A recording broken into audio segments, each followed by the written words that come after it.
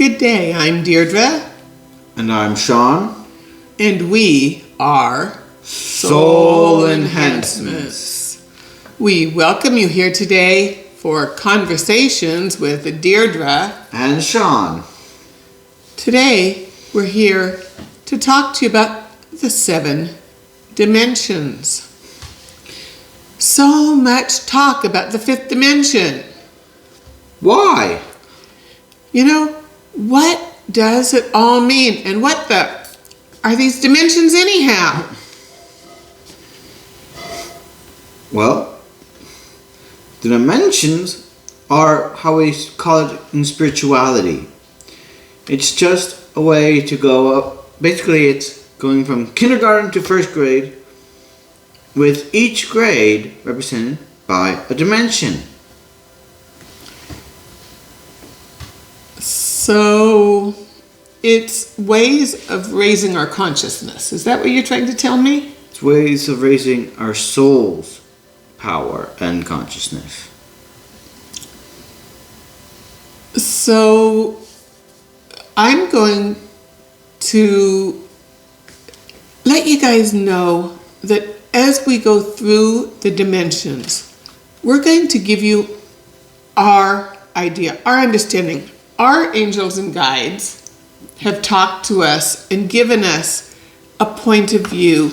It could come from here, it could come from there, it could come from here. Mm-hmm. Other people may have a very different point of view, and that doesn't make anybody wrong. A good example is you hear someone describe in perfect detail the elephant's toe. Then another person you meet, he describes the elephant's tail in supreme detail.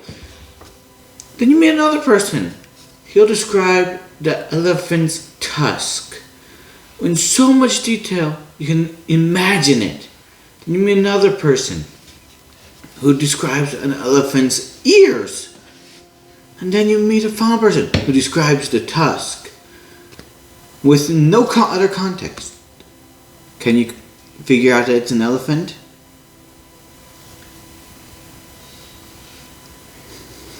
You can get equally confused as you listen to one spiritualist talk about the dimensions versus another. And none of us are lying to you. None of us are giving you incorrect information. We are all getting different input, different data. Take it, put it together for yourself, and know that what you get once you've done this is a pretty good idea of what the dimensions are. Today we're going to start at the 1st dimension and end at the 7th. Not because that's where dimensions end. No. Just because we don't want to keep you here all night. Also, really, that's where our angels and guides gave us to. They skipped, I think, the 8th and 9th dimension and then gave us the 11th to the 13th. So we can't give you all 13 star dimensions. So we're going to end at 7 for right now. Mm-hmm. If you wish to go visit the 5th dimension, the pinned post leads you to our meditation that will take you there. And we hope you enjoy. And now, Sean's going to tell you about the 1st dimension. You know how everything begins? Well, that's the 1st dimension. Origin. It is where things go when they're first created. And the forms of beings in the 1st dimension tend to be things like amoebas, where you don't need a lot of processing power. You live by the kind of expression, eat to live and live to eat. You don't think, you don't act with any purpose. You just survive.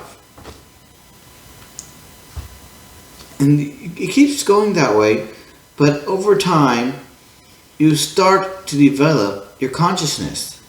And that's when you head to the second dimension. The second dimension is where you come in, you've mastered eat to live and live to eat, and you're coming into the dimension where you are learning self-centeredness. So each dimension, we're giving you the concept. At the beginning, you're starting to learn it. By the end, you've mastered it. Self-centeredness. We think about that as a bad thing because you come in to the third dimension having mastered it. You know what this means? I am human. There's a tree outside. Human is different than tree. There's a dog in my other room. Human is different than dog. This is second dimension consciousness. I am me. And humanity is different than dog. Dog is different than tree. Each creature takes on an identity. And the idea that I need to take care of me. I need to survive. And I need to be really paying attention to me. My identity matters. You will see both of us glancing over at notes because the practical pieces that go with each dimension are listed there. Third dimension. The current dimension, the one, remember, you are here to learn the lessons of this dimension because it's all about love. That's right, this dimension is love. It's where you go from, I need to protect myself, I can't care about you, to, oh, I can care about her. This is mom. Oh, I can care about him. He's tribe. I can, this, as it goes on, you get, I can care about more. I can love more people. The other, where that we fight for in survival at second level, starts to go away. You go like, oh, if I give half of my food to this person, they may not have food to give me back, but she can give me knowledge to help me grow and live and thrive. Or she gives me clothes. It's where basics like that, thoughts can go in. And it's where love is. You have remembered, you just mastered self. So when you come in, you will be, I need everything. But as you leave third dimension, you're like, I just need enough to survive. I can thrive with little. Here, you need this, you need this. I don't need it. Why would I want it? And that brings us to the fourth dimension. So fourth dimension sounds a lot like second dimension. It's realization of self.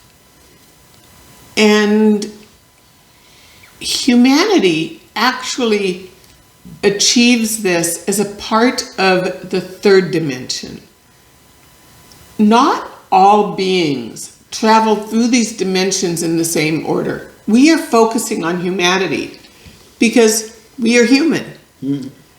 So other beings will travel through these dimensions in a different order. Some may skip the third dimension because they may learn love as a part of self-centeredness. We didn't.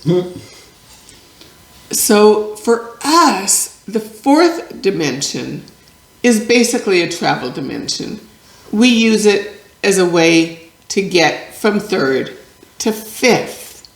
Now, an important distinction here is that all beings of a particular sort, like humanity, can only exist in 3 dimensions at a time. So we can be in first, second, and third, second, third, and fourth, third, fourth, and fifth. So as long as we have beings still being born in second, we are limited to fourth dimension as our top 4 beings to be born in. That means that to go to fifth dimension, which is what we keep hearing about, right? We need to stop having humans still being born with into realization of self.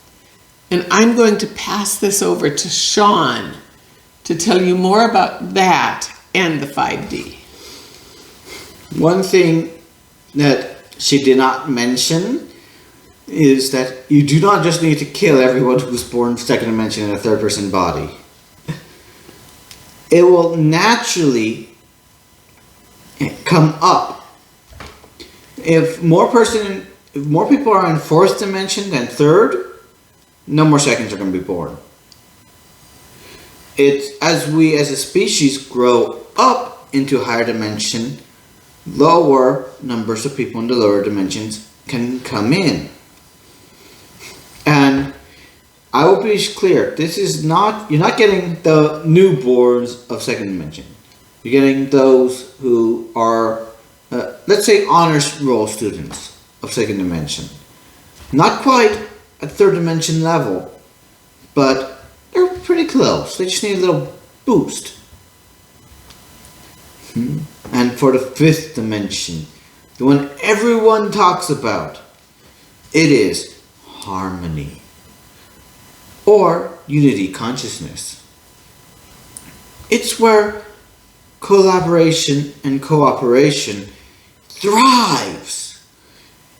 It's where you can go from this planet is going to work together to this planet is working together.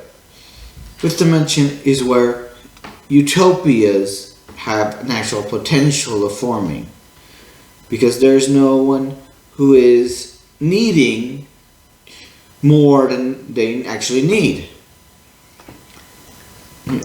No one who is desiring more than they actually need. You're right, I should have put the first needing in quotation marks. Remember, in third dimension, we enter to learn love. In fifth dimension, we are entering to learn and master harmony. We actually have learned some bit of harmony while in third dimension. It's kind of hard not to. At least the way we went about it.